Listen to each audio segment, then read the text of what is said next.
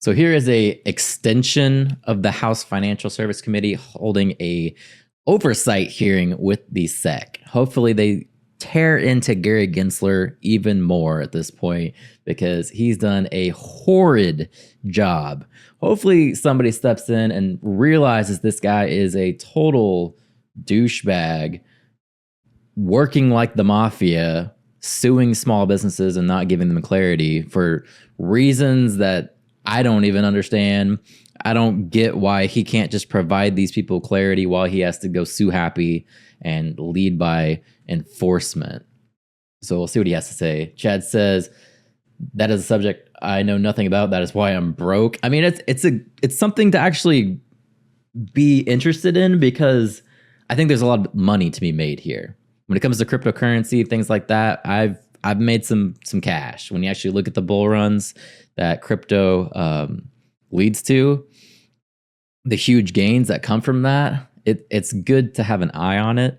But what's stopping even more profit being made is this guy right here, because he's a douchebag and he will not give clear guidance on what these people need to do. Thank you, Mr. Chairman. Chairman Gensler, Commissioners, we're glad you're with us this morning. Chairman, over 2/3 of the members of this committee have rejected the Commission's approach to regulating digital assets at the SEC. These bipartisan members collaborated and voted to pass our Fit for Purpose, Fit 21 legislation with overwhelming bipartisan support in the House of Representatives, including 71 Democrats.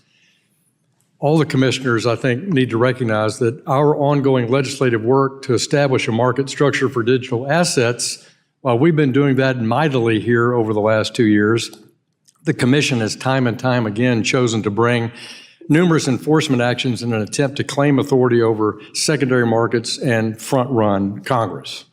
Further, the Commission arguments in regard to several high-profile federal court cases in regard to digital asset oversight have been rejected, and in some instances, your actions called arbitrary and capricious.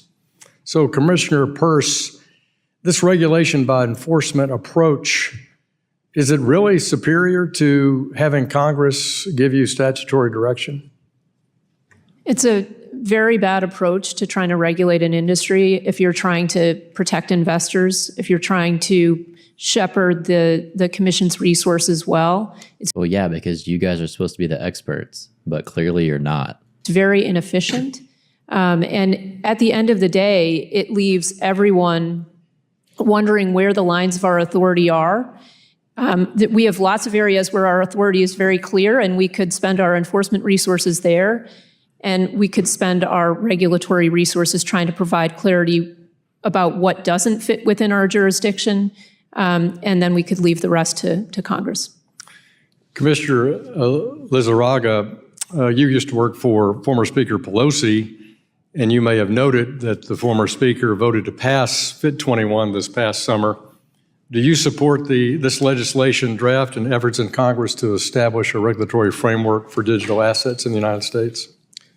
Congressman, I defer to Congress on its judgment as to whether a new framework for overseeing digital do you think that the existing framework that the Commission's following is the right way to go, or do you think there's a gap that could be filled by a statute? There isn't an actual framework that they're following. They're saying that they're following the Howey test, which is completely outdated. Obviously, they do need a new framework, but we have people like Gary Gensler who wants to just be a stick in the mud and not adapt, not let people innovate, just kind of kill off small businesses in America. In Congress. I think we're following the framework that's in place in response to violations of the law that we see in the market. So I think it's something that we're doing in pursuit of our mission and in light of the fraud that occurs in that market. And well, we all want people to go after fraud, but this is about people who are trying to do the right thing. Yeah, and they find that an impossible task with this. He's going back to the framework that everybody that deals in cryptocurrencies are criminals, and we're all just buying drugs on a black market. And this industry has developed so much from that. It is completely away from that. There's legitimate businesses that are trying to do the right thing, working with the government, saying, hey, what can we do to help America? What can we do to stimulate our economy? And these people at the SEC just will not allow them to do it. SEC. Commissioner Ueda, the Commission has failed to use its discretionary authority that the chairman noted in his opening statement under Section 36 of the Exchange Act to provide some regulatory clarity in the digital asset ecosystem. What could they have done? Pick an instance where you think that a working example where the Commission could have used exemptive relief in solving some of these challenges, either these ETP challenges, the special broker-dealer challenges, or the Howey test itself, to have just dealt with this at the Commission using exemptive relief. Well, thank you. The Commission has a wide range of existing tools that we could use to address the lack of clarity, whether it has to do with the status as a security. We just refuse to use them, and we'd rather just sue people instead. Or whether it pertains to broker-dealers or exchanges or custodians of these types of digital assets. To my knowledge, I am the only commissioner in the history of the agency who's actually stood before a panel of judges in oral argument and articulated the Howey test after having filed a written brief with that court. One of the things, so the Howey test is an investment of money in a common enterprise with the expectation of profits from the efforts of others. That's from the Supreme Court. Numerous other circuit courts have elaborated what exactly that means.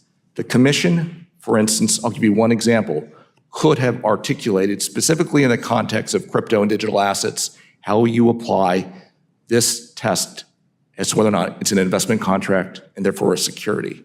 And an outdated standard that nobody should use anymore. Have you seen the movie trailer for Guy Madden's Rumors? No, I have not seen that. I see the ads are in full force today, too, since I've joined the stream. Jesus, you just got 3 cents? Probably. YouTube gives me like a fraction of the pennies of that. If you want to avoid ads on YouTube, I suggest you get ad block. It's a Chrome extension. And there's some finagling you have to do to make the ads actually, or not see the ads actually, but definitely worth your time to get ad block for sure. That way you don't see any more ads. We've done that before. For instance, to explain what fiduciary duty means under the Federal Investment Advisors Act. We have chosen not to go down that path. And right now, I've been with the Commission for 20 years, or for, 18 years. I've been a securities regulator for 20 years. We're now entering into our second decade of thinking about this issue. It first popped up on my Thank you, Commissioner. My time has expired. I yield back, Mr. Chairman. Yeah, all that time you've been thinking about it and doing nothing. That's pretty much what you're telling me.